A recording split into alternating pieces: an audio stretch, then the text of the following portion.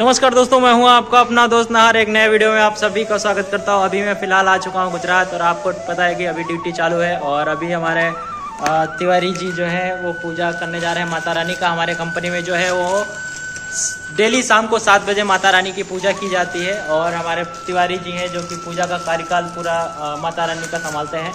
तो तिवारी जी कुछ कहना चाहेंगे हमारे लोगों से?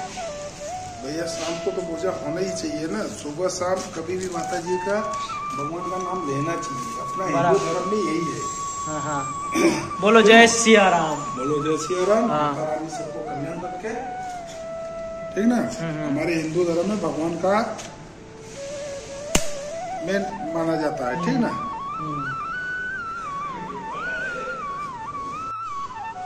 तो अभी फाइनली माता रानी की दिया अगरबत्ती जला दिया गया है। दिया